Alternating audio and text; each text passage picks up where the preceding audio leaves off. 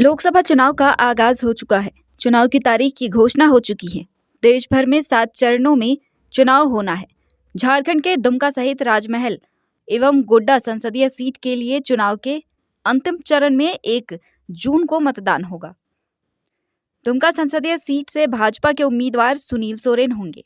फिलहाल सिर्फ भाजपा ने ही अपने उम्मीदवार की घोषणा की है, जबकि बाकी दलों ने अब तक अपने उम्मीदवारों की घोषणा नहीं की है। सुनील सोरेन 2019 के लोकसभा चुनाव में झामुमो के उम्मीदवार शिबू सोरेन को हराकर संसद पहुंचे थे। पार्टी ने एक बार फिर सुनील सोरेन पर भरोसा जताया है और उन्हें चुनावी मैदान में उतारा है।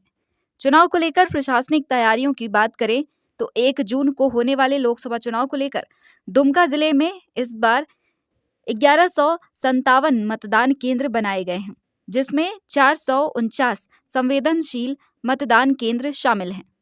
वहीं दुमका संसदीय क्षेत्र के अंतर्गत सभी 6 विधानसभा में 1891 बूथ हैं। सभी 6 विधानसभा शिकारीपाड़ा, दुमका, जामा, नाला, जामताड़ा एवं सारठ में 15,70,326 मतदाता हैं, जिसमें पुरुष मतदाताओं की संख्या अधिक है। पुरुष मतदाता की संख्या 7,89,703 और महिला मतदाता की संख्या है 7,80,716। दुमका के उपायुक्त आंजनेयलु दोड्डे ने कहा कि चुनाव तारीखों की घोषणा के बाद मॉडल कोड ऑफ कंडक्ट लागू हो गया है। 24 घंटे के अंदर सार्वजनिक एवं सरकारी स्थलों से सभी राजनीतिक दलों के होर्डिंग बैनर हटाने का काम शुरू हो चुका है। दुमका लोकसभा क्षेत्र में इस बार 90% मतदान करवाने का लक्ष्य रखा गया है। वहीं पुलिस अधीक्षक पीताम्बर सिंह खेरवार ने कहा कि जगह जगह पर अब तक 6 अंतर्राज्यीय चेक नाका बनाया गया है। 20 की इलेक्शन नोटिफिकेशन आ चुका है। हमारा दुमका लोकसभा क्षेत्र में इलेक्शन वोटिंग होगा 1 जून को और 7 तारीख को नाम निर्देशन का तिथि है। नाम निर्देशन की जांच की तिथि 15 मई को है। नाम वापसी की तिथि 17 मई को है। नाम निर्देशन की तिथि 7 मई को है।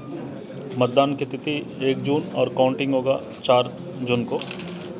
टोटल हमारा लोकसभा कॉन्स्टिट्यूंसी में 6 विधानसभा क्षेत्र है, जो शिकारीपाड़ा, दुमका, जामा, नाला, जामताड़ा एंड सारठ है, जिसमें टोटल कुल 15,70,326 मतदान वोटर्स है। और हमारा टोटल बूथ जो है 1891 है टोटल लोकसभा क्षेत्र में। जैसे जिला में के बारे में बताएंगे तो जिला में हमारा 1157 बूथ्स है और जिसमें क्रिटिकल अभी तक हम लोग आइडेंटिफाई किया 449 है। और हम लोग कोशिश करेंगे कि इलेक्शन अच्छे से हो। और जैसे एमसीसी लागू हुआ था, कल से ही 144 हम लोग चालू किया है। और मैं सभी से अनुरोध करना चाहता हूँ, कोई भी आप लोग जो हैं सभी पॉलिटिकल पार्टी को अनुरोध करना चाहता हूँ कि बिना परमिशंस का एमसीसी वायलेशंस नहीं करें। लक्ष्य रखा गया है सर प्रशासन के द्वारा वोटिंग कराने का? जैसे आप लोग को जानकारी होगा कि पिछले लोकसभा में भी हम लोग दुमका लोकसभा क्षेत्र का हाईएस्ट परसेंटेज रहा है पूरा राज्य में। तो इस बार भी हम लोग कोशिश करेंगे कि सबसे ज़्यादा वोटिंग हो और इसके लिए हम लोग बहुत ध्यान दिए थे। इस बार समरी रिवीजन पे क्लीनिंग किए थे बहुत ज़्यादा। जो एएसडी वोटर्स खास करके एब्सेंटी शिफ्टेड डेथ वोटर्स को हम लोग आइडेंटिफाई करके काफ़ी संख्या में हम लोग क्लीनिंग करना किया है। एट द सेम टाइम हम लोग करीब 38,000 वोटर्स को भी जोड़े हैं, नया वोटर्स को, ताकि कोई भी नई छूटे हैं। और हम लोग लक्ष्य रखा है करीब हम लोग कोशिश करेंगे कि 90% दुमका लोकसभा कॉन्स्टिट्यूंसी में वोटिंग हो।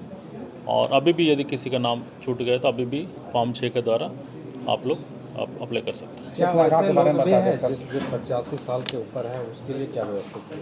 और कमीशन के द्वारा इस बार होम वोटिंग का ऑप्शन दिया गया है। और 85 ईयर्स का ऊपर कोई भी है और दिव्यांग है जो बूथ में जाकर उस दिन वोटिंग नहीं कर सकता है, उन लोगों के लिए हम लोग अलग चिन्हितीकरण करके उनको अलग से हम लोग घर पे जाके वोटिंग करने की प्रक्रिया भी करेंगे। मतदाताओं को जागरूक करने के लिए क्या करें? और मतदाता का जागरूक करने के लिए काफ़ी एक्टिविटीज़ हम लोग लाइनअप किया है। और हमारा स्वीप सेल एक्टिव है। हम लोग काफ़ी इलेक्ट्रल लिटरेसी क्लब्स बनाए हैं, काफ़ी डिफरेंट डिफरेंट एक्टिविटीज़ अभी प्लान किए हम लोग, ज़रूर हम लोग इसमें अच्छी सफल करें। मॉडल बूथ भी बनाए गए हैं। हम लोग कुछ मॉडल बूथ बनाएंगे, कुछ पिंक ऑल वुमेन बूथ बनाएंगे और कुछ ऑल इंक बूथ बनाएंगे। डिफरेंट डिफरेंट कैटेगरी से बूथ्स हम लोग बनाएंगे। इसका पूरी डिटेल फिर हम लोग आपसे बात करेंगे। सर एमसीसी का पूरी तरह से पालन हो उसके लिए कौन कौन सी टीम बनाई गई है? एमसीसी के लिए हम लोग कंटिन्यूसली हमारा एमसीसी सेल एक्टिवेट किया है। हमारा हर विधानसभा क्षेत्र में 3 एफएसटी 3 एसएसटी गठित किया गया है। 6 जगह हम लोग को इंटर स्टेट बॉर्डर्स तैयार हैं और एफएसटीज अभी इमीडिएटली हम लोग एक्टिवेट करेंगे। एसएसटीज हमारा नोटिफिकेशन 7 में से एसएसटी भी एक्टिवेट रहेंगे।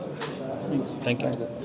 अंतर्राज्यीय स्तर पर 6 चेक नाका चालू करा दिए हैं, उसका कैमरा भी लग गया है और उसमें पर पदाधिकारी और मजिस्ट्रेट 24 घंटा प्रतिनियुक्ति किया गया, आदेश मिल गया उनको और हम लोग भी उसको समय समय पर मॉनिटर कर रहे हैं, जाके वहाँ पर चेक कर रहे हैं ताकि किसी प्रकार का अवैध हथियार, मसल्स पावर और मनी पावर या अवैध शराब का कहीं से भी आवाजाही ना हो। इसका हम लोग इंश्योर करने के लिए चेकनाका सुचारू रूप से चालू कर दिए हैं।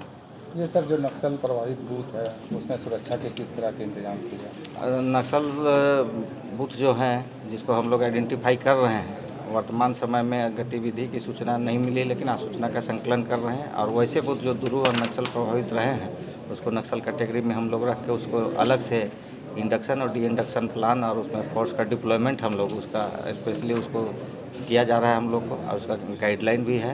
क्रिटिकल नक्सल बूथ में कैसा कितना फोर्स किस तरह का फोर्स देना है इसका स्पष्ट गाइडलाइन है, उसके अनुसार हम लोग कार्रवाई कर रहे हैं। क्या कुछ ऐसे बूथ भी हैं जिसका बदलाव भी किया गया?